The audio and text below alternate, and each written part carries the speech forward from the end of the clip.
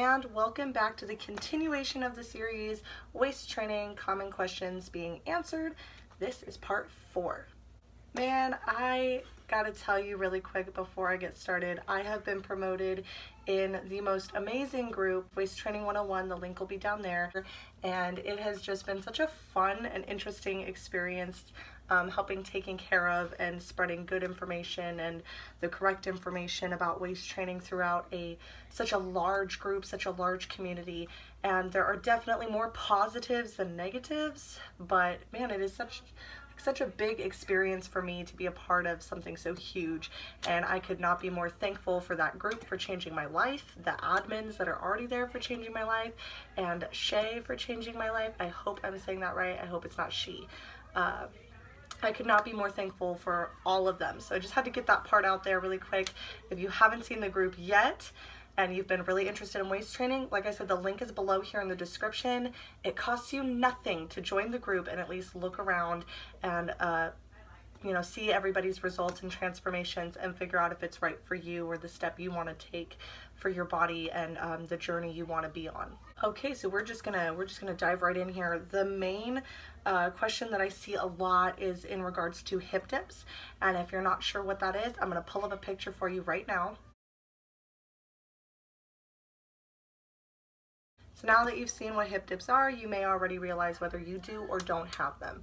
Just know, waist training will not approve or dissipate or increase or decrease the appearance of your hip dips.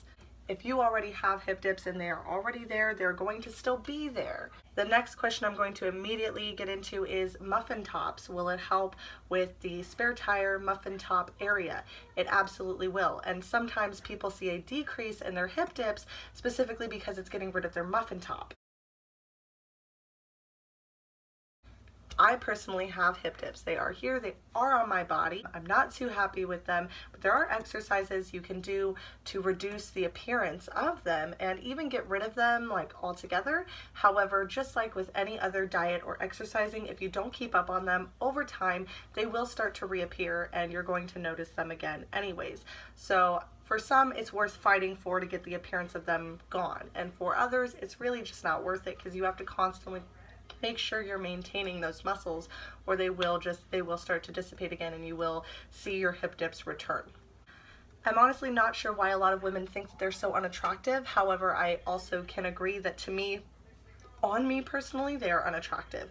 I've seen a lot of women with hip dips that look absolutely banging, and you know what? You keep going, girl, because you look good.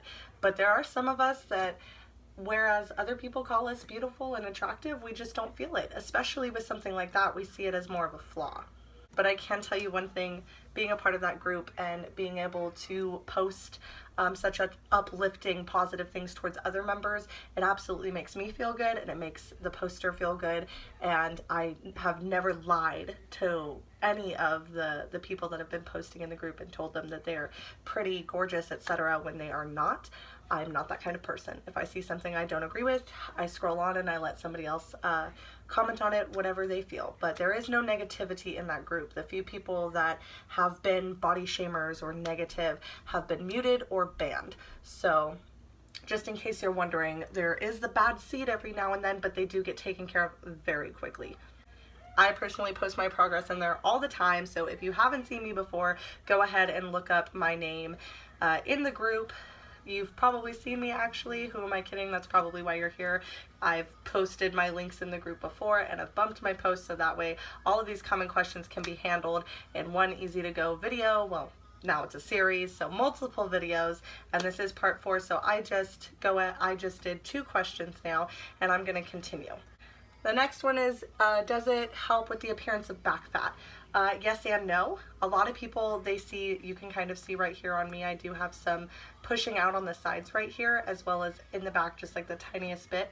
My trainer is not too tight. However, in most cases, if you're having fat spillage out the top, it means that your trainer is too tight and that you need to loosen up. So please, please, please, I can't stress it enough, make sure you're listening to your body. If you're referring to the rolls on your back, that could be somewhere in the middle of your back or along your back, Over time, with consistent wear, you will actually see a reduction in those, and eventually altogether they will go away. So they do absolutely help with the regular back fat rolls that a lot of women see when they gain and or lose weight and they have excess on their back. It will get rid of them. This next question is a two-part question. So part one is there an age limit to waist training? Is there a too old to waist train? And part two, is there a too young to start waist training? The answer to that is no, there is no age limit. However, if you're trying to start waist training, generally we advise that you wait until your body is done growing. And for women, it can be hard to tell because some women still are growing into their 20s and some women are done growing at like 15. The general rule of thumb, which I found out through research, is that women are usually done growing within 2 years of getting their first period. So if you got your period very young, you could be done growing very young. If you got your period late, then you could be done growing when you're much older. It really just depends. So that is the general rule of thumb, is that it's within 2 years of having your first menstrual cycle. For me, I started my first menstrual cycle when I was 17, so I was not actually done growing until around 19 years of age, and I actually can concur because I grew extra up until I was about 19 years old. I want to say I hit 5'11", and I just leveled out there. So that's really up to you to decide. I do know some 18-year-olds that have just started waist training. I myself am 23 years old and I am absolutely confident that I am done growing. There is just so much that happens to your body when you grow and things that change that you want to make sure that you're done. Your body's done changing, your body's done growing, your body's done moving in a way. And as far as an age limit, I've actually seen some women within our group that are in their 50s. There are women in their 40s. My mom is 50 years old and she just got her measurements back and will be starting waist training soon. I have not seen an age limit yet. I assume as long as you are able to sit, etc., then you should be able to waist train just fine, which I really have not seen any kind of age limit. So, oh man, so I actually see this a lot because I see a lot of misinformation in regards to waist training and it displacing your organs and moving your fat around, and I just want to clear that up right now. It does not shift your organs or displace your fat. It will not relocate fat to any other parts of your body, and it will not shift your organs around all over the place all willy-nilly. Pregnancy does more damage to your body than waist training does. As long as you are waist training properly, following the guidelines and listening to your body, you are safe. So just know that. As far as this question goes, it's does waist training weaken your muscles and cause atrophy, which is a yes and no question. It really, honestly, as long as you are doing it safely and you are following all the guidelines and you are maintaining your muscles through any sort of normal core workout, then you're going to be fine. If you are wearing for seriously extended periods of time consistently, I'm talking all day, every day, all the time, then you may notice that your core muscles may start to weaken, and yes, they can even atrophy because they are becoming codependent on you wearing your trainer for support. So as long as you are not wearing 24/7, you should be fine. And for those of the women that do wear 24/7, they usually do some sort of core workout, even if it's as simple as planking every now and then, to maintain their core muscles and make sure that everything is still okay. So if I fall off during seasoning, do I need to restart my seasoning? No. Also, that goes for if you've fallen off for long periods of time. I have seen women start and be halfway through seasoning and then fall off, and then they come back about 1.5 years later, and AC recommends that you at least try your corset back on and see if it fits. If it fits you and everything's going well, just pick up where you left off. If you can't remember what day, but you were like, I was somewhere around day 14, then pick up on day 14. If you're like, well, I know for a fact that I did the first week, but I can't really remember what day I was on in the second week, start at the end of your first week or on, the very first day of the second week of seasoning. Always, always, always pick up where you left off. The corset never forgets. So as long as you were seasoning, even after seasoning, just pick up where you left off and keep on trucking and keep on wasting. This next one is in regards to shipping. There are 2 questions that I have down so far. I'm really not going to answer a lot of questions regarding shipping because it is something so commonly answered in the group, and there's so much debacle debating about shipping and problems, and it's actually not a problem. It's not an issue. If people were to just read where they were supposed to read, see where they were supposed to see, they would know that everything that's going on is normal. So AEC is located in Canada. They ship through DHL. DHL does its own thing, and once it leaves their building, their facility in AEC, it's no longer in their hands. They have no control over it. So if something's going on with your shipping, you have to contact the carrier, the shipping carrier, to figure out what's going on. Generally, shipping takes 2 to 6 weeks, and that is just for the black waist trainers. If you were to get any kind of style that isn't black, any kind of color, the satin ones, anything like that, it's going to be at least 6 weeks because they don't backstock those. So this is a 22-inch curvy, and if this is commonly bought, they're more than likely going to have like a backstock. If it's a purple one or a green one or a blue one, yes, they do have colors. Yes, you can go ahead and look at the colors. It's on their website. But those colors take at least 6 weeks because there is no back order, so they have to do it per order. So even if I were to send one in right now that says I would like a 22-inch curvy regular in army green, okay, cool. Well, I'm going to have to wait at least 6 weeks because they have to make that from scratch and then send it out. Whereas this one was probably already in stock, so they just boop, sent it out to me immediately. So shipping generally takes 2 to 6 weeks. However, some people get it within 7 days. Some people get it within 14 days. Some people get it the next flippin' day. It just depends. And just because one person gets it on one day does not mean that you are guaranteed to get it within that same time frame. That's why they give you a generalization of 2 to 6 weeks. Please be patient.